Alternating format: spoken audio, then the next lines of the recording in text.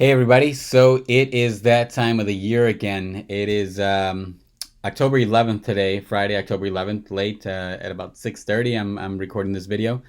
But we are in that period again of open enrollment, right? Now's the time to figure out what we're going to do for 2020. Okay, so I'm going to make this quick. I made a longer video last year, but I just figured we do everything during our appointment anyway. So I'm just going to give you like a 30,000 foot overview of what we need to do, what I need you to do, and what to expect when we have our meeting, when you set that appointment. Okay, and plus I have to do these videos. I have to do 3 more videos. One for Medicare, and they both have to be in English and Spanish. So I'm running out of time, so we're going to knock this out really quick. So, what is open enrollment all about? Well, open enrollment is specifically for the Affordable Care Act, Obamacare. Okay, the government gives us a specific time window to get one of these Obamacare plans, Affordable Care Act plans, if we need to get one of those plans. Okay, the period is from November 1st through December 15th. The reason why the government gave us that time period is because these Affordable Care Act plans, Obamacare plans, they cover all pre-existing conditions, right? So if you were diagnosed with cancer yesterday, then good thing is that if we're eligible to enroll in an Obamacare plan, we can get it and it'll save our life, right? So they don't just want you signing up for an Obamacare plan when you get sick or when you feel like it, right? They want you to have the plan in place so that if you do get sick, then you're covered, not just to get insurance when you finally get sick, right? It's not like crashing your car without insurance and then calling the insurance company the next day like, hey, can I get insurance for the day prior because I had an accident, right? It's just not going to happen. Okay, so why would anybody want to go Obamacare? One, for that reason. Number one, it covers all pre-existing conditions. Okay, so whatever you got going on, we're going to have benefit for it. Okay. Number two, it goes along with the pre-existing conditions is that it's guaranteed issued. Nobody's going to ask us some medical questions. Nobody cares about our medications. If we're eligible to get it, which everybody is eligible to get it during open enrollment, we can sign up and grab it. Okay. The other good thing about it is that it covers maternity and mental health. If one of you guys is planning on getting pregnant, is already pregnant, then we almost have no choice. We have to go to an Obamacare plan. Okay. If you need to see your mental health specialist, we have no choice. We got to go Obamacare. Okay. The Obamacare plans also give us, they're required to give us prescription drug benefits. Okay. And all Obamacare plans, Affordable Care Act plans, cover our preventative services once a year. So that annual checkup, that physical, that if you were at that age where you're required now to get a mammogram or colorectal screening, colonoscopy, things like that, then all that stuff that's coded preventative will be covered 100% by the Affordable Care Act plan. Okay, so just to be clear, Obamacare, Affordable Care Act, they both mean the same thing. It's just it's the by Donna, it's the law that says that if you want to get health insurance because you have a pre-existing condition, then you can do that. You can sign up for a plan that covers pre-existing conditions. Okay. Okay. So now, what's not so good? What's also good about it? Wait, one more thing. If we're eligible to get financial aid, then we can do it during this time period. Okay. If your income is at a certain level, we can do the application, tell them about our income, and then depending on that, we'll get a ton of money to help us pay for the plan, right? So you have to be making a certain amount of money to get the financial aid. Okay, if we make over that amount, then man, maybe I should turn off my phone, huh? Hold on one second. Just thinking about this. Okay, I'm turning off my phone. I'm gonna turn off my email. Yeah, this is probably a good idea, right? Okay, sorry about that. So, if we're on limited income and we need to get financial aid, this is one of the reasons why Obamacare was written into law so that we can get help paying for our health insurance. Okay, so if your income falls within a certain level, We might get a bunch of money to help us pay for that plan, and we're not going to leave that money on the table, especially if it's a lot of money. It's ours. It's part of the law. If we don't use it, we lose it, as they say. Okay. If you make too much, then they're just going to say, hey, you don't qualify for any kind of subsidy. You can purchase health insurance. You just got to purchase it full price, right? If we fall below a certain amount, then they're going to say, listen, the federal government's not going to give you subsidy. You should try go getting help from the state, which is Medicaid. So they're going to tell you to go apply for Medicaid. Okay, so good and bad things about that, about your income. If it's at a certain level, then we can get a lot of financial aid. If it's more, I'm sorry. If it's less, then we're going to have to try Medicaid. Okay, so this is all the good stuff about Obamacare. What's the bad stuff? Well, again, we're only allowed to get it during this time period. So now's the time to think about if we want to get a plan that covers the pre-existing conditions and gives us these benefits, right? And if we want to get a plan where they might give us a lot of financial aid to help us pay for the plan, again, we don't want to leave that money on the table. What's bad about it is that if we miss this time period, then they're going to shut the door on us hard. They're going to lock it, and we're not going to be able to get in until the end of next year again, right? The only time we can get Obamacare plans outside of this open enrollment period is if you experience some sort of qualifying life event. For example, I lost health insurance through a different source. An example would be I had a job, I got fired, or I quit, or I retired. I had Medicaid. I lost Medicaid because my income was too high. I turned 26 years old. I got kicked off of my parents' plan. I lost insurance through a divorce. All those things would be qualifying life events, which would allow us to jump on an Obamacare plan. But again, they only give us 60 days from the day we last have coverage to jump on the Obamacare plan. And if we don't, they shut the door and they lock it hard, right? And we won't be able to open it until next open enrollment. Okay, that's bad thing number one. Bad thing number two is the PPO plans of old, as a lot of you have experienced. They pretty much no longer exist, right? The PPO plans of old, where you purchased one of those and you can use it all over the country, those no longer exist. Let me see how I can shut this off. Oh my God, I just purchased this Mac, and let me shut these off too. I'm getting used to a Mac, so I apologize. Okay, now I got that off. So PPO plans of old, you had a PPO plan, you can use it all over the country. That's no longer the case, right? Most Affordable Care Act plans are localized networks in your county at best between state lines, and the reason for it is because, again, since the inception of Obamacare, the networks of doctors and hospitals have shrunk and shrunk and shrunk and shrunk, and it's because two reasons. You know, the carriers, they're trying to save some money, so they're going to kick out all the teaching hospitals that charge them a lot of money, and the doctors also feel like they're not getting paid enough, so they're going to jump ship and say, listen, I'm not taking your plan. I don't have to be in your network, right? I got enough clients on my own that want to pay me cash, or other networks that pay me a lot better than you do, right? So those are the two reasons why the networks have shrunk and shrunk and shrunk, okay? Last bad thing about Obamacare is that it can get pretty expensive. You know, for a family of 3, 4, or 5, they can rival mortgage payments, right? And sometimes we just can't afford that mess, right? So we try to figure out if we qualify for any kind of subsidy that'll help us pay for that plan. Great, we'll take that opportunity. Okay, so that's the general overview of what Obamacare is all about and why we should think about taking advantage of this right now. Okay.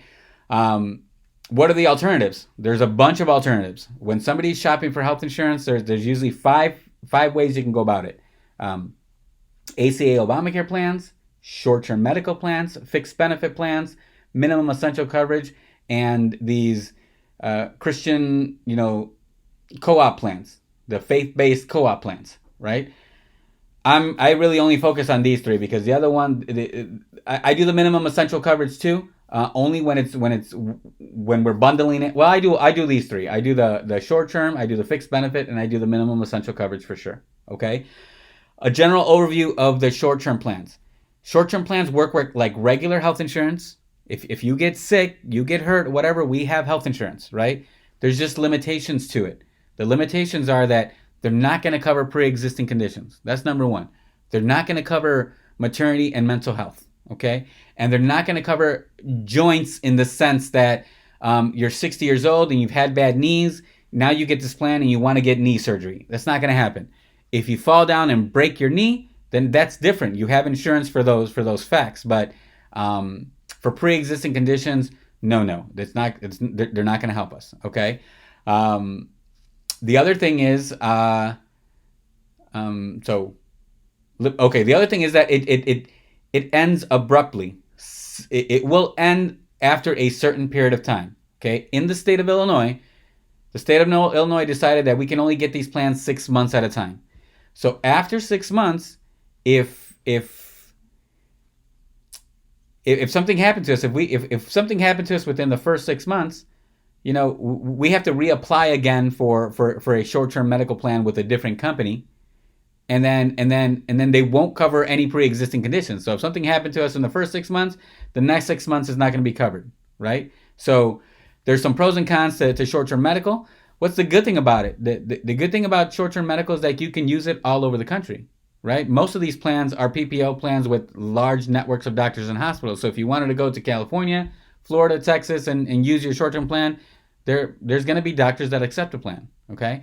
The next thing is that they're usually less than half the cost, right? So somebody doesn't want to pay for everybody else's stuff, pre-existing conditions, they're healthy, they don't need maternity, they don't need mental health, they don't take medications, then a short-term major medical plan is perfectly okay, right? We just have to understand the risks that no pre-existing conditions, it's going to end abruptly, and we have to renew the policy every time it ends, right? So this is just Illinois.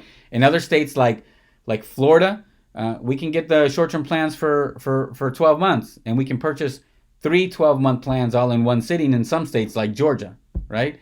So when the time comes, we'll talk about the short-term plan, and we'll figure out if that's right for you. A fixed benefit plan is great because no one's going to take that away from us. That stuff is permanent, right?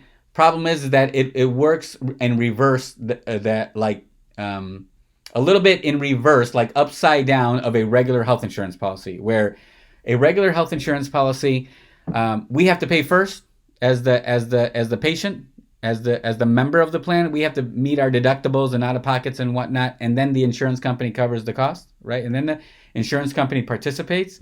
On a fixed benefit plan, the roles are reversed. They pay first. They pay their amount no matter what, and then we're responsible for the rest, right? So what we like to do is we like to combo a good, strong fixed benefit plan that's going to pay first dollar, that no one's going to take away from us. No one's going to take that away from us, even if we get sick, okay? And we couple it with an affordable short-term plan to limit our financial exposure. That one has deductibles and out-of-pockets, our limits as to what we can lose, and then the insurance company covers the rest of the cost, right? So we package, again, a good, strong fixed benefit plan with a affordable short-term plan. I believe that is always the best way to go when we're talking about alternatives to Obamacare, okay? There's also things called minimum essential coverage that a lot of you have with me. Minimum essential coverage handle all the day-to-day stuff that people are looking for. Some people don't really care about hospitalizations and things like that. They just want the day-to-day stuff that everybody's looking for. They want to be able to go get their preventative services. They want to be able to go see a doctor a couple times a year with a copayment. They want to be able to get a few medications at low cost. And the best thing is they want to be in the 21st century, and they want to talk to a physician over the phone when they want, wherever they're at, right? So a lot of these minimum essential coverage plans have telemedicine services, and so do these short-term plans and fixed benefit plans. So we'll talk about telemedicine services also if we're looking to get into some of these alternatives, okay? And then obviously we're going to talk about the gap insurance things like accident and sickness hospitalizations, right? A lot of you guys have these plans. The number 1, 2, and 3 reasons why anybody would ever meet their financial exposures on any of these plans is if you have an accident, cancer, heart attack, and stroke, or some sort of sickness hospitalization. And we're going to offer you a supplement that will cover your financial exposure over here in the event of one of those three, right? So the game plan is to get something that's affordable and then package it with a supplement. That way, if the worst thing happens to us, one of those big threes, then we're covered by the supplement, and the insurance company will the supplement will cover all of our deductibles and our financial exposures, and then once that's covered, the Obamacare plan is going to take care of the rest, or our short-term plan is going to take care of the rest. Okay, though that always comes out to be a better price than going with a lower deductible Obamacare plan or a lower deductible short-term plan. We're going to be spending way more money for something that we may not ever use. We're going to give that money to the insurance company, and they're never ever going to give it back to us, right? So why don't we hold that money in our pocket? Why don't we use some of that money to purchase a supplemental plan like a cancer, heart attack, and stroke, and a sickness hospitalization plan, and then save the rest in our pocket, right? And then we're also going to talk about dental and vision policies.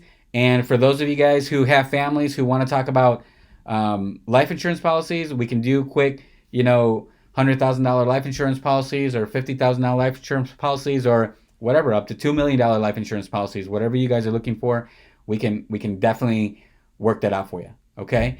So guys, I want you to do me a favor. I want you guys to go to, click on the link somewhere here. It's carlospulido.net. And it's going to take you to my Calendly. Give me 1 second. Let me see if I can open up this thing without showing you everything I had. Okay, hold on 1 second.